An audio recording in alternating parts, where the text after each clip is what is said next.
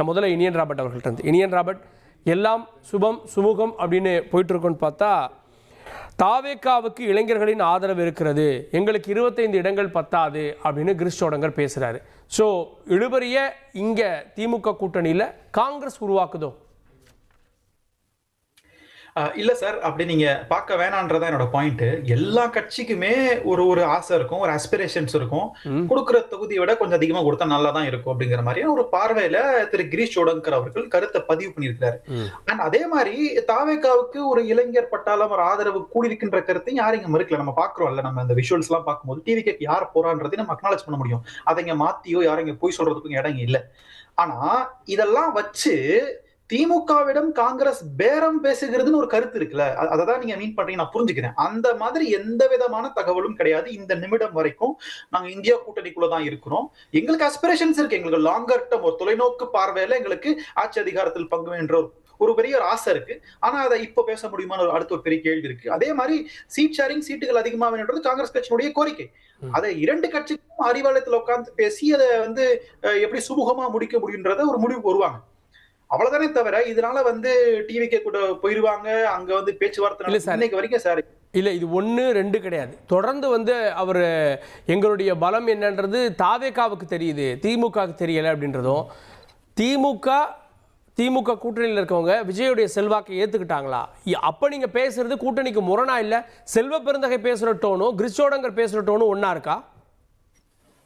இல்ல சார், அதாவது தாவேக்கா அங்கீகரிக்கிற இடத்துல காங்கிரஸ் இல்ல. காங்கிரஸ் 150 வருஷம் பழைய கட்சி. தாவேக்கா நேத்து ஆரம்பிச்ச கட்சி. அந்த கட்சி எங்களுக்கு ரெகக்னேஷன் கொடுக்கின்ற அவசியங்களுக்கு இல்லைன்றதான் என்னுடைய பார்வை. அதுதான் தலைவர் செல்வ பெருந்தகை பார்வையாகவும் இருக்கும். ஆனா நாங்க எப்படி இதை பாக்குறோம்னா, அந்த கட்சி ஒண்ணு உருவாயிருக்கு, அந்த கட்சி வளர்ந்துட்டு போட்டோம். எங்களுக்கு நாங்க கட்சியை அழிக்கணும், அந்த கட்சி வேணாம்னு நாங்க நினைக்கல.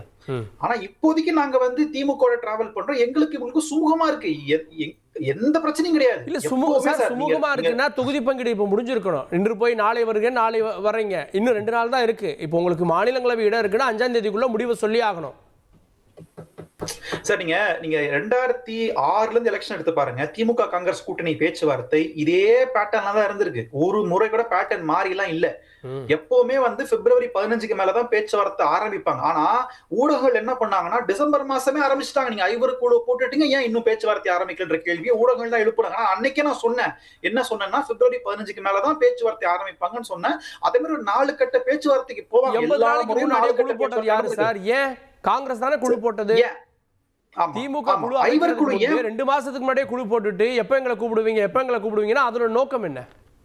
இல்ல சார், ஐவர் குழு போட்டதுக்கான காரணத்தை நான் தெளிவா சொல்லிடுறேன். ஐவர் குழு ஏன் போடப்பட்டது என்றால், அன்றைக்கு இதே வதந்தி கிளப்பப்பட்டது.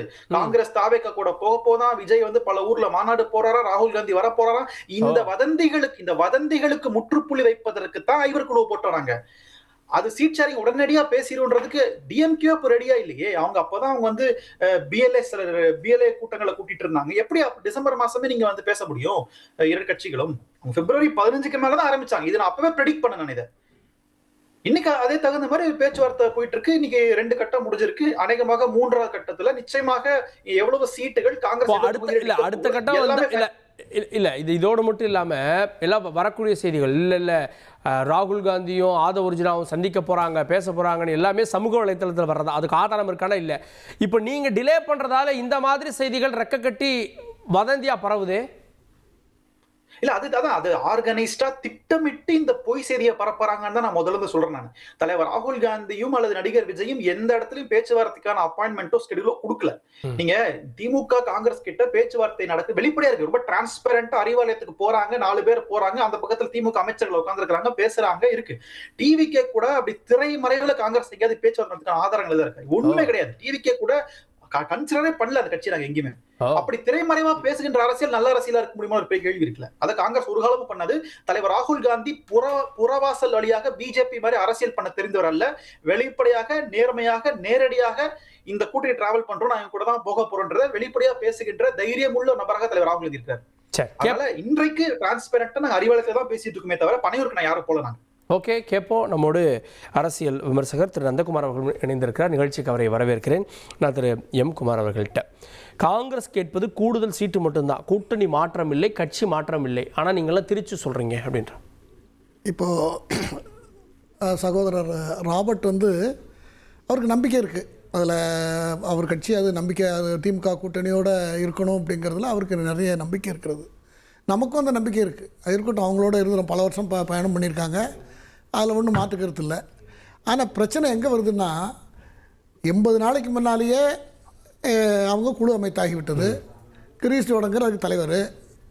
அவரும் பல முறை வந்துட்டு பேசிட்டு நேரடியாக பேசி பார்த்தார், சுற்றி வளைச்சி பேசி பார்த்தார், எல்லாம் பேசிட்டார்.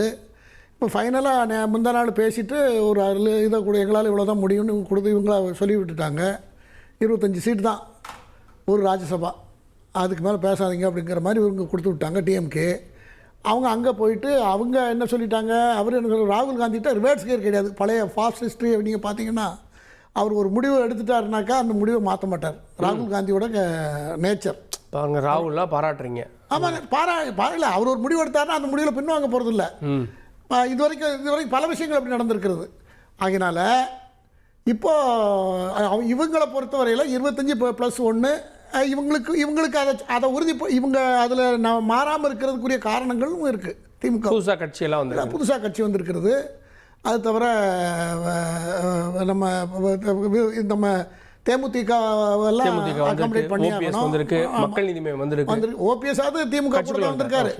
ஆனால் அவருக்கு சீட்டு கொடுப்பாங்க, அதனால் தேவைப்படும், சீட்டு ஜாஸ்தி தேவைப்படும். அதனால் மற்றவங்களை இப்போ இவர் இந்த மனிதநேய மக்கள் கட்சிக்கெல்லாம் சீட்டை குறைச்சிருக்காங்க. அவங்களுக்கு ஒரு மனிதநேய மக்கள் கட்சிக்கு 2 தான், இந்தியன் யூனியன் முஸ்லீம் லீக்கு 3லேருந்து 2 ஆக்கியிருக்காங்க. வைகோவுக்கு என்ன ஆக போகுது, அவர் வந்து பல டபுளாக கேட்டுக்கிட்டு இருக்காரு, டபுள் டிஜிட்டல் எல்லாமே 6-12 கேட்குறாங்க. இவர் விசிகாவும் வந்து எங்களுக்கு வந்து எங்கள் தகுதிக்கு ஏற்ப வலிமைக்கு ஏற்ப வேணும்னு கேட்குறாரு. இப்போ இதுதான் சிக்கல். இங்கே இடியாப்ப சிக்கல் என்னென்னா, இது பெரிய சிக்கல். காங்கிரஸில் இன்னைக்கு கொடுத்துருக்கிற ஸ்டேட்மெண்ட், நம்ம ஜோடங்கர் வந்து இன்னைக்கு கொடுத்துருக்கிறது 25 அவங்க சொல்கிறாங்க, அது நாங்கள் முடியாதுன்னு சொல்லிட்டோம், எங்களால் முடியாதுன்னு சொல்லிட்டோம். அவங்க கேட்குறது 49 கேட்டது, ஆக்சுவலாக 49 ஒரிஜினலாக கேட்டது 49, 39 எதிர்பார்க்குறாங்க. ஸோ இப்போ 14 சீட்டு இவர் எடுத்து கொடுக்க முடியாது. இது இவங்களோட நிலைமை. அவங்க வந்து இதை வந்து ஒரு இஷ்யூவாக, ப்ரெஸ்டீஜ் இஷ்யூவாக எடுக்கிறாங்க. இத்தனை வருஷம் நம்ம கூட இருந்திருக்கோமே, நம்ம சென்ட்ரலில் 17 அது வந்து புதுசு இல்லை. 2006லேருந்தே இந்த கூட்டணி வந்து இப்படி தான் நெகோசியேஷன் டைட்டாக தான் போயிட்டு. நான் மத்திக்கு வரேன். இவன் இங்கே மாநிலத்தில் மத்தியில் 2004க்கு போகிறீங்க. 2004லேருந்து 17 எம்பிக்கு 17 எம்பிக்கு 8 அமைச்சர் கொடுத்தாங்க மத்தியில் காங்கிரஸ், இதே காங்கிரஸ். அதுக்கு அடுத்த கவர்மெண்ட்ல கேபினட்டையும் தமிழ்நாடு கம்பேர் பண்றீங்களா சார்? எப்படி சார் எனக்கு புரியல. கம்பேர்ங்கிறது ஆட்சி என்னங்கிறது, இந்தியாவில் மத்திய மாநில ஆட்சி எல்லாம் கூட்டாட்சி தானே நடந்து கொண்டு இருக்கிறது. இதெல்லாம் நான் எனக்கு இல்ல, எனக்கு பிரச்சனை சீட் ஷேரிங் பிரச்சனையா, கோலிஷன் பிரச்சனையா? போஷன் வந்து உங்களுக்கு ஃபேவரானது. நீங்க அது பாருங்க, உங்களுக்காக பேசுறாரு. அன்னைக்கு அதிகாரத்துல காங்கிரஸ் பங்கு எங்களுக்கு பேசல, சிண்டு முடிச்சுட பாக்குறாரு. திமுக காங்கிரஸ்க்கு சிண்டு முடிச்சுட பாக்குறாரு அவரு. அவரு எங்களுக்காக பேசுறாரு. ராபர்ட், ஒரு நிமிஷம். என்னை பொறுத்தவரை மாநிலத்திலையும் மத்தியிலையும், மாநிலத்தில் கூட்டாட்சி அதிகாரத்தில் பங்கு கொடுக்கும் பொழுது மத்தியில் கொடுக்கும் பொழுது மாநிலத்தை கொடுக்கறது தப்பு இல்லைங்கிறது என்னுடைய வாதம். சரி, இப்போ நீங்க யூனியன்ட்ட சொல்லி அந்த டிபேட் இல்ல சார், அதை தவிர்த்துட்டோம். நான் பொதுவான கருத்தை சொல்றேன். நான் பொதுவான கருத்து யாரா இருந்தாலும் சரி, மத்தியிலையும் மாநிலத்திலையும் அது மாநில சுயாட்சின்னு ஒன்று கொண்டு வருவாங்க. மத்திய அரசுடைய அனுசரணை இல்லாமல் எந்த ஆட்சி சார் நடக்க முடியும்? மத்திய அரசுடைய ஒத்துழைப்பு இல்லாமல் மாநிலத்தில் எப்படி ஆட்சி நல்ல திருப்திகரமாக நடத்த முடியும்? அதுக்கு இருந்தா என்னங்கிறது ஒரு பேச்சுவார்த்தை நடத்துறது எம்எல்ஏ தொகுதிகளுக்கு, இந்த மாதிரி இடியாப்ப சிக்கலில் மாட்டிக்கொண்டு இருப்பதால் நிறைய டிஃபரன்சஸ் இருக்கு. இவங்க சரி என்ன பண்ணுவாங்க? இப்போ வந்து அவங்க தாவேக்கு போறது இன்னைக்கு தேதி, இன்னைக்கு 2 ஆகி போயிடுச்சு. 3 நாள்ல முடிக்கலன்னாக்கா டெர்மினேட் ஆயிடும், ஏதாவது ஒன்று டெர்மினேட் ஆயிடும். ஆமா, அதோட அவர் என்ன சொல்றாரு, ஜோடங்கர் என்ன சொல்றாருன்னா, தாவேக்கா கிட்ட இருந்து எங்கள்கிட்ட நாங்கள் அதை பேசாமல் இருக்க முடியாது, தேர்தல் நேரங்களில் எல்லா கட்சிகள்கிட்டையும் பேசிட்டு தானே இருப்போம் அப்படின்னு அவர் சொல்றாரு. இப்போ நிர்மல்குமார் வந்து ஒரு ஸ்டேட்மெண்ட் கொடுத்துருக்காரு, காங்கிரஸ் திமுக 25 கூட ஜெயிக்காது கஷ்டம்னு சொல்றாரு. அது அவர் வந்து திமுகவுக்கு இருக்கிற இன்கம்பரன்சியை வந்து அவருக்கு வச்சு சொல்றாரு. இப்போ இப்படியெல்லாம் இருக்கிறது. அதனால இது முடிவாயிட்டது, எங்களுக்கு ஒன்றும் ஆயிரம் ராபர்ட் சொல்றதுல வந்து அவர் ஒரு ஆர்வத்தை வெளிப்படுத்துவதற்காக அவருடைய இன்ட்ரெஸ்ட்ல சொல்றாரு. நிலவரம் அப்படி இல்லை, நிலைமை ரொம்ப மோசமாக தான் இருக்கிறது. அதனால அதை பொறுத்திருந்தா நம்ம பார்க்கணும். இல்ல சார், இல்ல சார், நான் என்ன சொல்ல வரேன்னா, அவருதான் குமார் சார் தான் தன்னுடைய விருப்பத்தை சொல்றாரு. அவருக்கு என்ன விருப்பம்னா திமுக காங்கிரஸ் கூட்டணி உடையணும்ன்றது ஒரு விருப்பம்.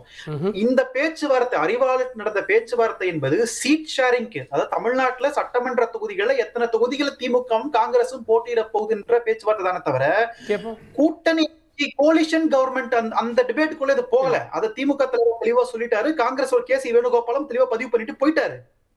அப்ப இந்த டாபிக் உள்ள பேசுங்க நீங்க. இல்ல அதிகார பகிர்வு இல்லை அப்படின்னு சொன்னாலும் கூட நம்பர் எக்ஸ்ட்ரா கேட்பதனுடைய உள்நோக்கம் அப்படின்றது நாளைக்கு வந்து ஒரு மெஜாரிட்டி கவர்மெண்ட் வரல அப்படின்னா அந்த நம்பர் மூலமா ஒரு அதிகார பகிர்வை கொண்டு வருவதற்காக தான் கூடுதல் சீட்டு கேட்கறாங்க அப்படின்ற பார்வை இல்லை. இல்ல சார், அது ரெண்டாவது சார். அது உங்களுடைய ஊகங்களா இருக்கலாம். அது அதான் அதை நோக்கி நாங்க அதை கேட்கல. 2006 மாதிரி உங்க குழு தலைவர் சொன்னதை தான் நாங்க சொல்லிட்டு, நான் புதுசா ஒரு வார்த்தை கூட சேர்த்து பேசல சார். நான் இப்பவும் சொல்றேன் சார், காங்கிரஸ் கட்சிக்கு கிரீஷ் ஜோடங்கர் சொன்னதை தான் நான் அதிகமா பண்ணிட்டு இருக்கேன். என்னுடைய சொந்த கருத்துல ஒண்ணுமே கிடையாது. என்னுடைய விருப்பமா நான் சொன்ன முதல்ல சொல்லிட்டேனே, திமுக காங்கிரஸ் கூட்டணி நல்லதுதான். எல்லா கட்சிகளுமே இருக்கு சார். எல்லா கட்சிக்குமே சீட் அதிகமா கேட்கிற உரிமை இருக்கிறது. அதை மறுக்கவே இல்லை. நாங்க அதை நாங்க பேச்சுவார்த்தை மூலமாக 2 பேரும் ஸ்டெபிலைஸ் ஆகி ஒரு நம்பர்ல நாங்க நிப்போம். நாங்க அதை காண்பித்து டிவி கூட நாங்க பேசலன்ற தாவேக்கா கூட நான் எந்த பேச்சுவார்த்தை நடத்தல. வரலன்னு வைங்க, தாவேக்கா மட்டும் இப்ப களத்துல இல்லன்னு வைங்க, இப்ப நீங்க திமுக சொல்றதை நீங்க கேட்டுட்டு போயிருவீங்க, அல்லது நீங்க சொல்றதை திமுக கேட்டுட்டு போயிடும். அந்த நிலைமை இருக்கும். 2006 தாவேக்கா இல்ல, 2011 தாவேக்கா இல்ல, 2016 தாவேக்கா இல்ல. அன்றைக்கும் இதே மாதிரி தான் பேசுவோம். திமுக மதிச்சது சார்.